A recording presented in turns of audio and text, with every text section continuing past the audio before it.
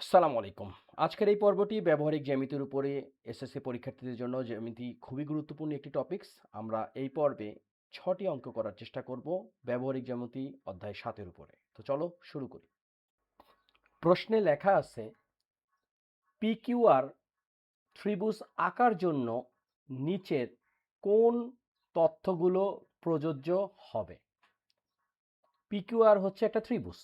তার মানে আমরা একটু ত্রিভুজটাকে মার্কিং করি। PQR আর তথ্য দেওয়া আছে এতে দেওয়া আছে পি কোণ 60 ডিগ্রি, কিউ কোণ 50 ডিগ্রি, আর কোণ 70 ডিগ্রি। এটা কোনোভাবেই হবে না, কারণ আমরা জানি ত্রিভুজ আঁকতে গেলে মিনিমাম কিছু জিনিসের প্রয়োজন হয়। ডাইরেক্ট তিনটা কোণ দেওয়া আছে, শুধু তিনটা কোণ দিয়ে তো ত্রিভুজ আঁকা সম্ভব না, কারণ বাহু তো লাগবে। বিতেও একই অবস্থা, তিনটা কোণ দেওয়া আছে, কোনো বাহু নাই। তিনটা বাহু হলে কিন্তু আবার ত্রিভুজ আঁকা সম্ভব। এখন প্রশ্ন হচ্ছে এই সি এবং ডিতে তিনটা করে বাহু দেওয়া আছে, এখন আমরা কোনটা নিব? এইখানে লেখা আছে পি কিউ, অর্থাৎ পি এবং কিউ দেওয়া আছে 4, কিউ আর দেওয়া আছে হচ্ছে 7 এবং পি আর দেওয়া হচ্ছে 11। এটাও আমরা নিতে পারবো না। কেন পারবো না? কারণ আমরা জানি ত্রিভুজের যে তিনটা বাহু থাকে, দুই বাহুর সমষ্টি হচ্ছে তৃতীয় বাহু অপেক্ষা বড়, অর্থাৎ 4 প্লাস 7 ইকুয়ালস টু হচ্ছে 11। সুতরাং এটা আমরা নিতে পারবো না। তাহলে আমরা পরেরটাকে চেক করি। পরেরটাতে কি লেখা আছে? এখানে আছে 6, এখানে আছে 9, এখানে আছে 12, অর্থাৎ পি কিউ হচ্ছে 6, কিউ আর হচ্ছে 9 এবং পি আর হচ্ছে 12। এখন যদি আমরা একটু ক্রস চেক করি, 6 আর 9, 6 প্লাস 9, এইটার যোগফল কিন্তু 12 থেকে বড়। আরও যদি চেক করি, 9 আর 12 যদি যোগ করি, 9 যোগ 12 হচ্ছে 21, যেটা কিন্তু 6-এর থেকে বড়, রাইট? এবং আমরা যদি আরও চেক করি, যেমন 6 প্লাস 12 হচ্ছে 18, যেটা কিন্তু 9-এর থেকে বড়। সুতরাং আমাদের রাইট অ্যান্সার হচ্ছে নাম্বার ডি, যেখানে P Q 6 centimetre, Q R 9 centimetre এবং পি আর 12 সেন্টিমিটার। এইরকম যদি আমরা 5টা অঙ্ক করি, পরীক্ষা যেভাবেই দেখ না কেন অঙ্ক আমাদের ভুল হবে না। একটি নির্দিষ্ট চতুর্ভুজ অঙ্কনের জন্য কয়টি স্বতন্ত্র উপাদানের প্রয়োজন? 5টি স্বতন্ত্র উপাদানের প্রয়োজন। এটা কিন্তু খুবই গুরুত্বপূর্ণ প্রশ্ন, কারণ 2025-এ অনেকগুলো বোর্ডেই এই প্রশ্নটা আসছিল। এখন আমরা আলোচনা করি কোন কোন ভাবে আমরা আসলে মিলাইতে পারি। যেমন যদি 4টি বাহু এবং একটি কর্ণ দেওয়া থাকে, অর্থাৎ এখানে কিন্তু 5টি হইল, আমরা একটি চতুর্ভুজ আঁকতে পারবো। 3টা বাহু দেওয়া আছে এবং 2টি কর্ণ দেওয়া আছে, তাহলেও কিন্তু আমরা চতুর্ভুজ আঁকতে পারবো, আবারও 5টি হয়েছে। 3টা বাহু এবং 2টি কোণ যদি দেওয়া থাকে, তাহলেও কিন্তু আমরা চতুর্ভুজ আঁকতে পারবো। 2টি বাহু, একটি কর্ণ, 2টি কোণ যদি থাকে, তাহলেও কিন্তু আমরা চতুর্ভুজ আঁকতে পারবো। ওই যে দেখো 5টাই কিন্তু হয়েছে, 2টা বাহু, 2টা কোণ 4 আর একটা কর্ণ 5। এছাড়া 2টি কর্ণ, 3টি কোণ যদি দেওয়া থাকে, তাহলেও কিন্তু আমরা চতুর্ভুজ আঁকতে পারবো। একটি বাহু, 2টি কর্ণ, 2টি কোণ যদি দেওয়া থাকে, তাহলে কিন্তু আমরা চতুর্ভুজ আঁকতে পারবো। তাহলে সর্বক্ষেত্রে কয়টা? 5টা। তো এটা আশা করি সব সময় মনে থাকবে।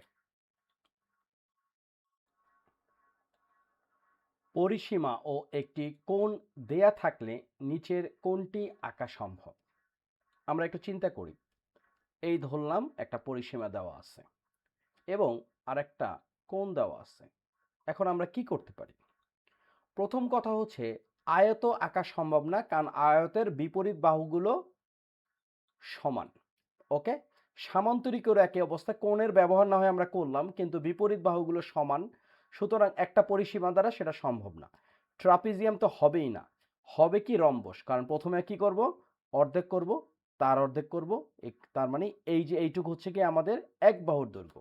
রম্বসের প্রতিটি বাহুর দৈর্ঘ্য সমান, আর যেহেতু কোণ আছে, সুতরাং পরিসীমা ও একটি কোণ দেওয়া থাকলে আমরা শুধু আঁকতে পারবো রম্বস। আমাদের উত্তর হচ্ছে এ। একটি কর্ণের দৈর্ঘ্য দেয়া থাকলে নিচের কোনটি আঁকা সম্ভব? প্রথম কথা হচ্ছে রম্বস আঁকা সম্ভব না, কারণ রম্বস আঁকতে একটা কোণ লাগবে। যদিও রম্বস এবং বর্গের প্রত্যেকটি বাহুর দৈর্ঘ্য সমান, কিন্তু যেহেতু রম্বসের ক্ষেত্রে একটা কোণও দরকার, সুতরাং এটা সম্ভব না, কারণ শুধুমাত্র একটি কর্ণের দৈর্ঘ্য দেওয়া আছে। আর এই যে উত্তরটা হবে বর্গ, কারণ আয়ত আঁকা সম্ভব না, কারণ আয়তের বিপরীত বাহুগুলো সমান। সুতরাং যেহেতু একটা কর্ণের দৈর্ঘ্য দেওয়া আছে, সুতরাং আয়ত আঁকা সম্ভব না।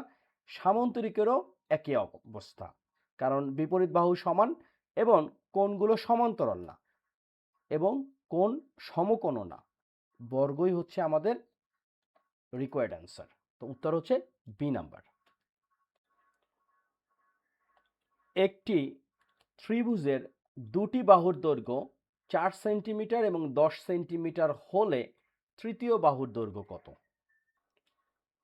আমরা একটা বিষয় জানি যে ত্রিভুজের দুই বাহুর সমষ্টি, অর্থাৎ ত্রিভুজ বাহু এ এবং বাহু বি এর সমষ্টি তৃতীয় বাহু অপেক্ষা বড়।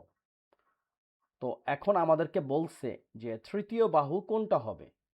তো আমরা একটু চেক করি যে 4 এবং 10 দেয়া আছে, আমরা কি 5 নিতে পারবো কিনা। প্রথমটা আছে 5 নিতে পারবো কিনা। লক্ষ্য করো, 4 আর 10 যোগ করলে কত হয়? 14 হয়। 14 কিন্তু 5-এর থেকে বড়, সুতরাং এটা লজিক ঠিক আছে। কিন্তু এই 4 আর 5 যদি যোগ করি 9 হয়।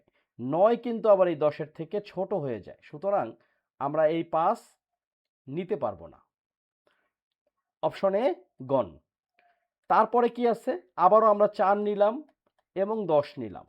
এরপরে এই 6 কি নিতে পারবো? আমরা চিন্তা করে দেখি, এই 4 আর 6 যোগ করলে 10 হয়ে যায়। সমান তো হতে পারবে না, কারণ আমাদের হতে হবে কি, দুই বাহুর যোগফল তৃতীয় বাহু অপেক্ষা বড়। সুতরাং এই 6ও আমরা নিতে পারবো না। এরপরে আছে 8। এই 4, 10 এবং 8 আমরা দেখি, 4 আর 8 যোগ করলে 12, 10-এর থেকে বড়। 10 আর 8 যোগ করলে 18, 4-এর থেকে বড়। তারপর 10 আর 4 যোগ করলে 14, 8-এর থেকে বড়। সুতরাং আমাদের উত্তর হচ্ছে 8, নাম্বার সি।